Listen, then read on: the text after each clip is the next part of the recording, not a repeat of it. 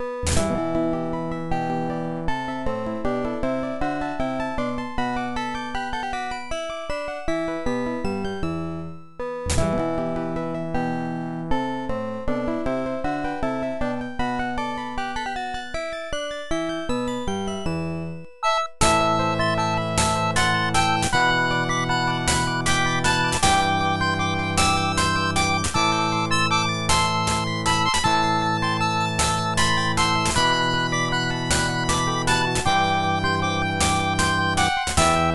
everybody, welcome to another episode of Classic Gaming Brothers. I'm Zach. And I'm Seth. And we are the Classic Gaming Brothers. And we are the Classic Gaming Brothers. That's right. That's right. And today we're going to do kind of a different episode than an episode that we've done before. You know, in past episodes, we've talked about specific games or specific companies. We usually do a recently played, and we usually end on a retro rewind. But today, we wanted to specifically honor the life of a gaming pioneer who recently passed away, and that is Rebecca Heineman. You may or may not have heard of her, but she was without a doubt a prominent member of the gaming industry, LGBTQ+ community, and someone who left a crater-sized impact in terms of her legacy. If you've never heard of Rebecca Heineman, aka Burger Becky, you may be familiar with some of the games that she worked on, such as The Bard's Tale, Wasteland, Borrowed Time, the Super Nintendo port of Out of This World, various Mac ports for games like Icewind Dale, Baldur's Gate 2, or even helping develop the kernel for the PSP and the PS4. Heineman sadly passed away this week at the age of 62 after being diagnosed with adenocarcinoma in October. And Heineman's impact on gaming history should not be understated, and it would be a disservice to you, our listeners, to not know of her work and history. I do want to say that there is another reason why we are talking specifically about Rebecca, and is that she was very involved in the community, as Zach mentioned, the gaming community, including the podcasting community.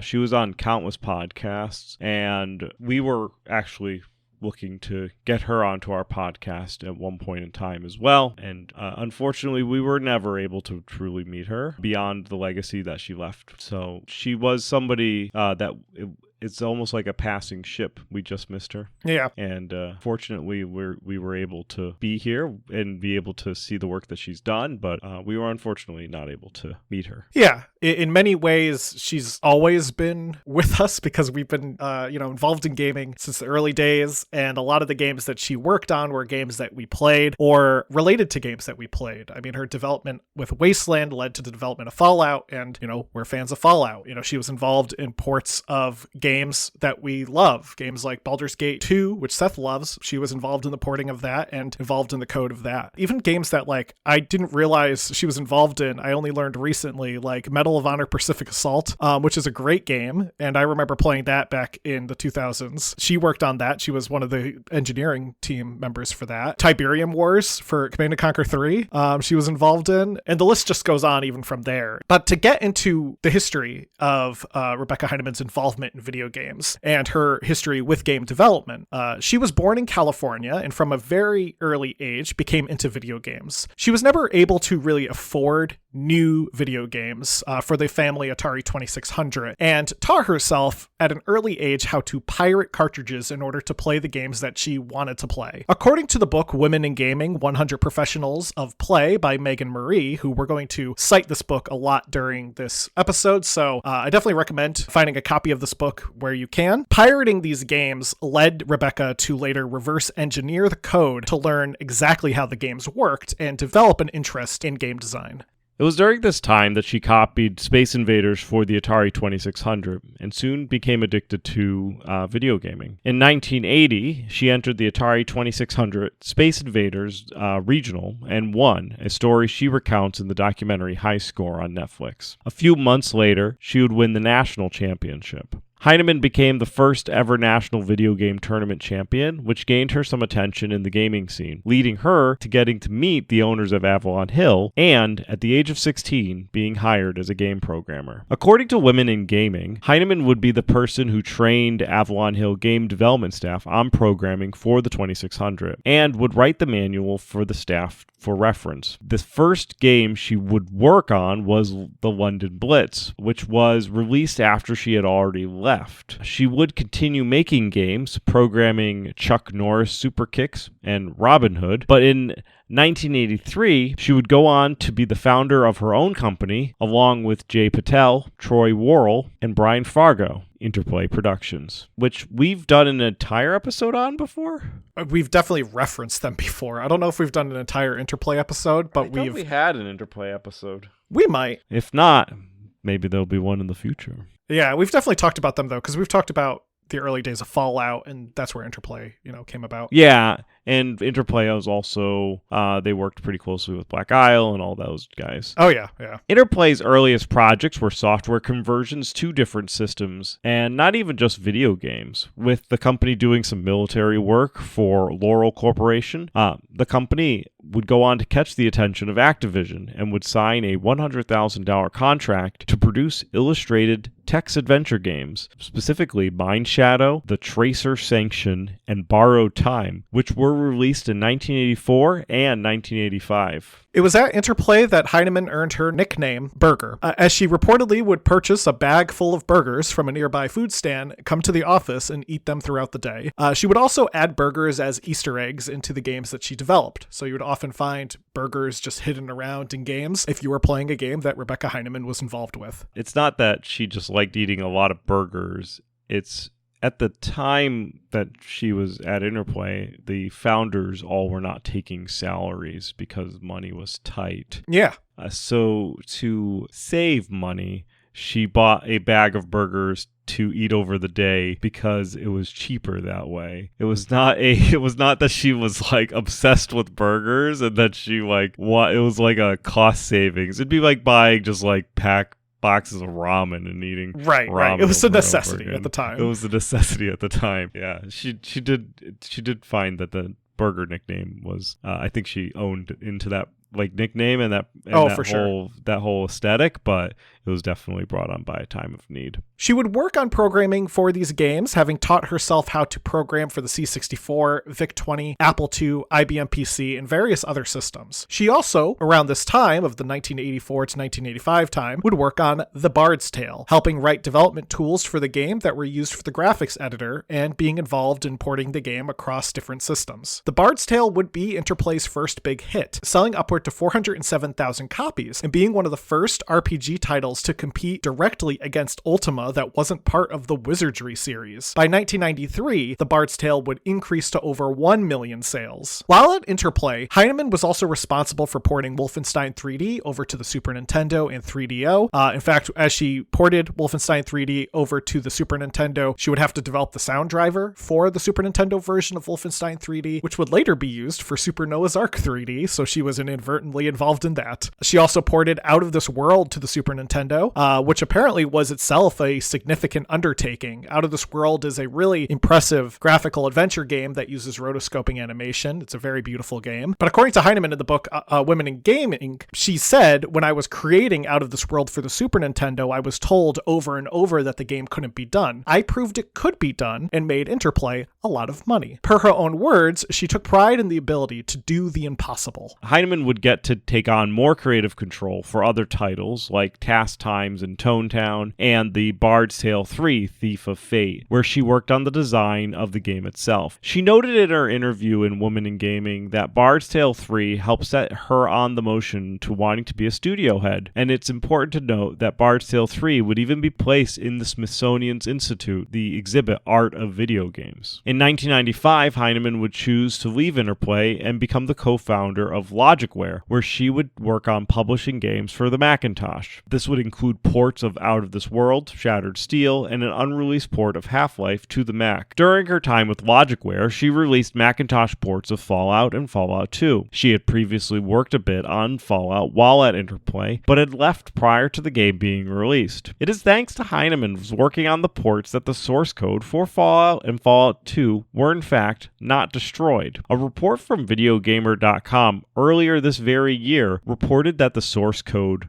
was lost. Heineman reached out to them and corrected the record in May of 2025. She, in fact, retained the source code for Fallout and Fallout 2. And so they were not destroyed, as she would have had access to it through her working with porting the game. They would have had the code. In order to port the game, you need the code.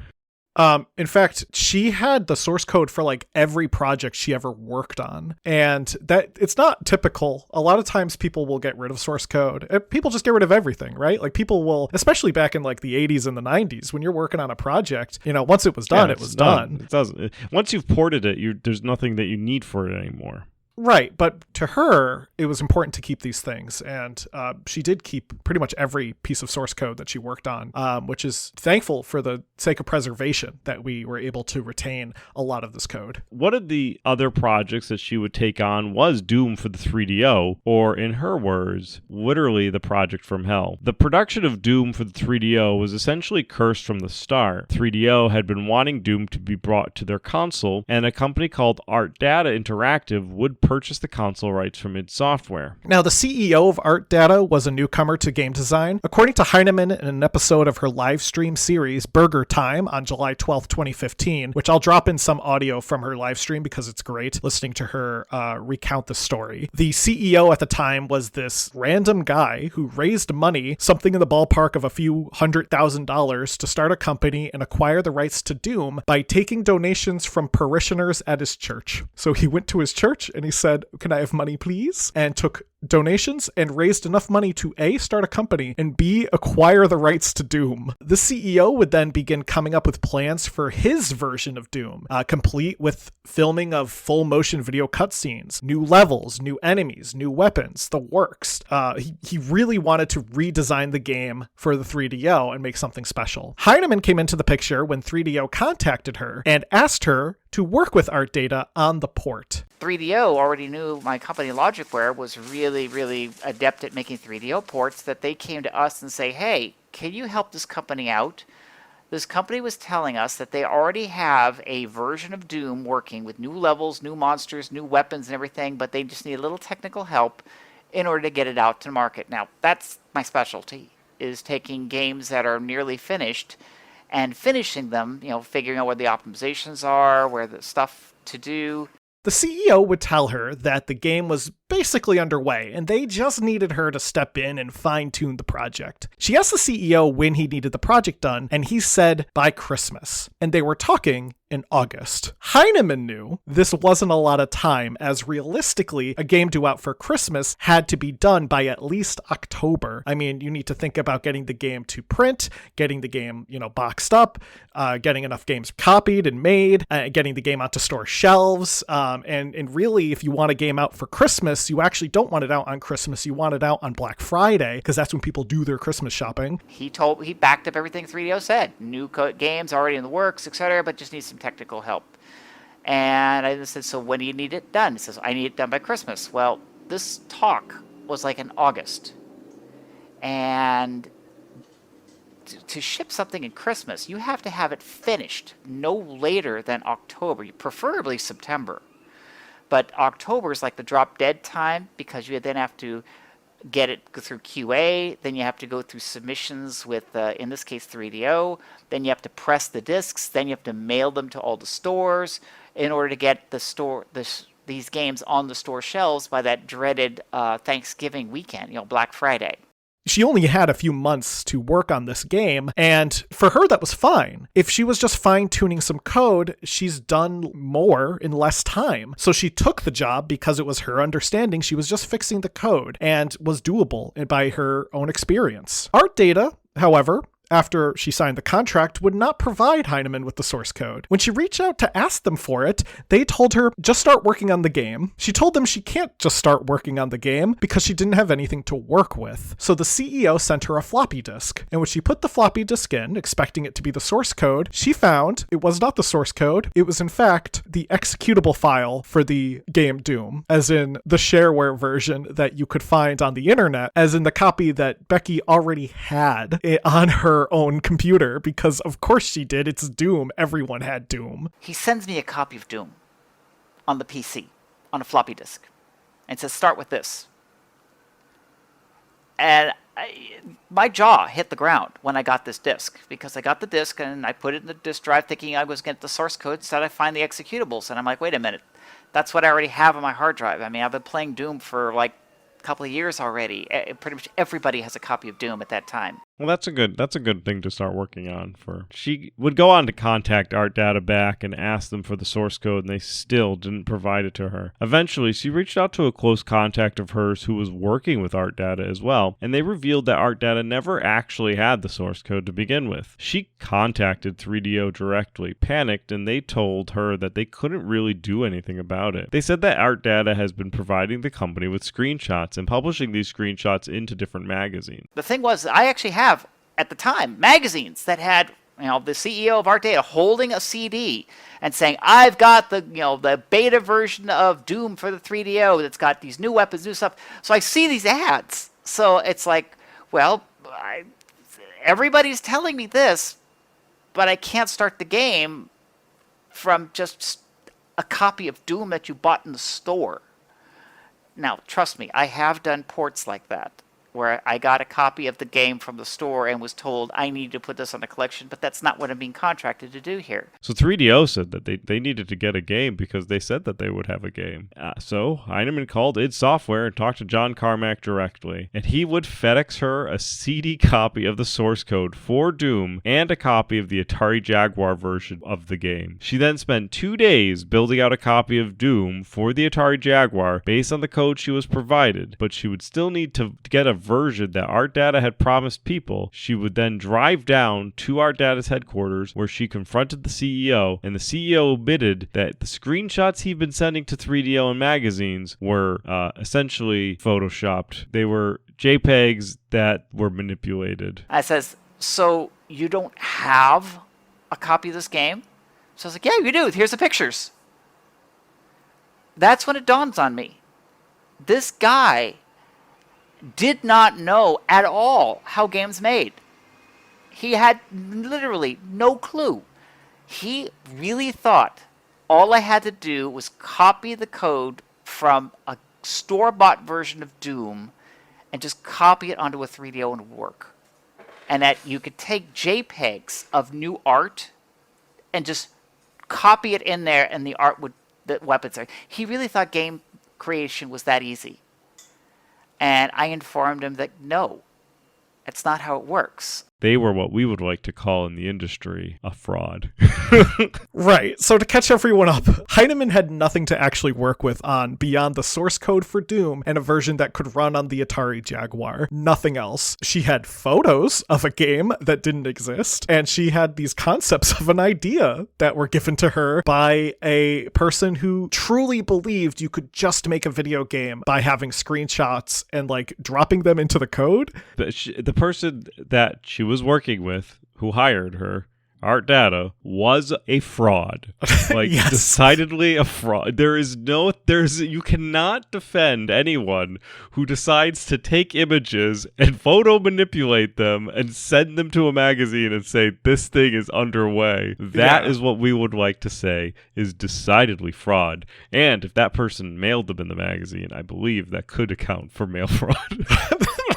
So she would call 3DO and she told them, basically she said, I can't make this game. It wouldn't be feasible because she had nothing to work with beyond some JPEGs and the source code for Doom. 3DO begged and begged that she port the game because they had already promised everyone that Doom would be coming to the 3DO. So Heineman said, okay, I will give you Doom for the 3DO, but I'm just going to do a straight port. I'm not going to get anything fancy. And 3DO said, we don't care, just get it done. Also, by the way, we are definitely going to pay you for this. And she said as part of the agreement, 3DO had to promise to be the ones to pay her because she didn't expect to be paid by Art Data. So Heineman would take the Jaguar version of Doom that she was able to get running and port that to the Macintosh, and then from there would get that to work on a 3DO. However, at some point she realized something. The sound driver for the Jaguar version wasn't able to convert to the Macintosh for her to do the work to port it to the 3DO. So she couldn't get sound to work in the game of Doom. This meant any sounds. No music, no like monster sounds, no gunshots, nothing. So she needed to find a way to get music to work for this game. And she contacted Art Data and told them that they would have Doom, but they need to provide the music. And the CEO of Art Data said, great, I have a band. I'm going to play the music for this game. However, he had never heard the music for Doom. So Rebecca had to sit at her computer with a tape recorder and record every track of the game Doom and then mail it to Art Data so that they knew what the game sounded like, so that they could redo the soundtrack entirely in a garage with a band. And I'm going to be honest with you, and I'll try to see if I can drop in some audio of the original version of Doom, maybe here.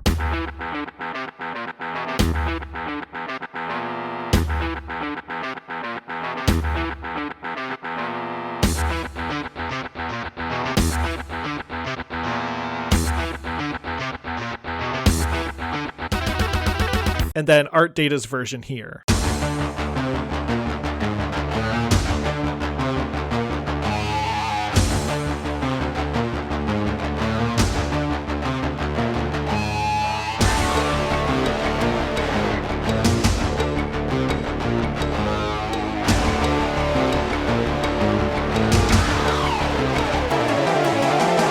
My opinion, Art Data's version is pretty good. If the CEO of Art Data had anything going for him, he was pretty good at playing guitar.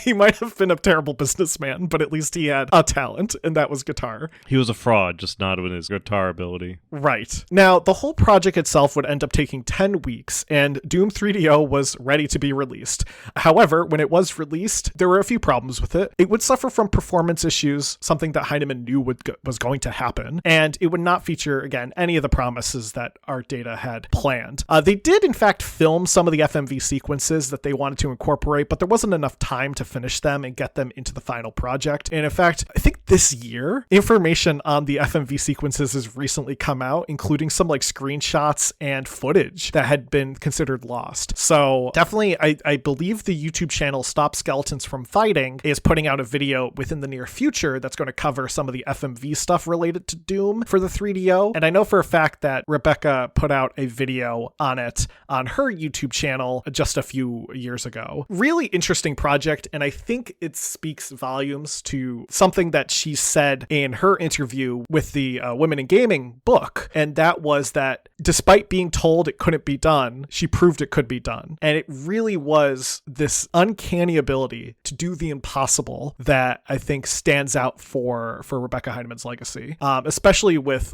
what a mess Doom for the 3DO was, which today is still regarded as the worst version of Doom, but the story behind it I think is more interesting than the game itself. And if it wasn't for Rebecca Heineman, it would be the no version of Doom. Exactly. In 1999, Heineman would be the founder of another company, Contraband Entertainment, where she served as the CEO. The company would develop Myth 3, The Wolf Age, as well as macOS ports of Alien vs. Predator, a great game, the macOS ports of Baldur's Gate 2, a great game, and the macOS port of Heroes of Might and Magic, also a great game. In the early 2000s, Heineman would come out as transgender and become a vocal and strong supporter of the LGBTQ plus community, where she would later work at Amazon as a senior software architect. She would also become the transgender chair of Glamazon as a LGBTQ plus group within the community, and she would go on to sit on the board of directors of GLAAD. In 2013, she started the company Old Skull, which is the company that she would run until her tragic passing. She started Old Skull with her late wife, Janelle Jacques,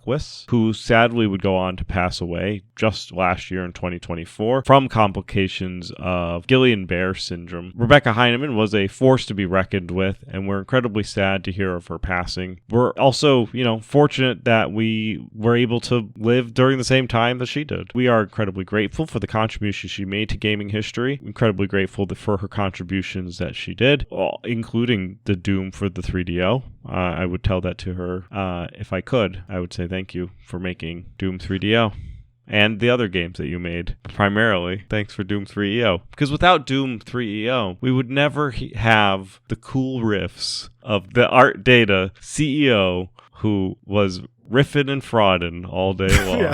Yeah. Thank you, Rebecca. Without you, we would never hear his guitar riffs. But that as it may, Rebecca Heineman was a standout member of this community, and someone who was incredibly impactful for for the gaming industry as a whole. We wouldn't be where we were without her and her curiosity and her intelligence. In our description for this episode, we will put a link to the GoFundMe that is run by her family if anyone wants to donate for the funeral arrangements. And her videos are also available on her YouTube channel, which we've included a link to her YouTube channel in our description as well. So find your way down to the show notes, as it were, to find links to help either contribute to fundraise or check out her YouTube content. Yeah, the fundraiser, it raised a lot of money really fast. I mean, just showing the support in the community. But right now, they've raised upward to $159,000 of a $180,000 goal. So they're still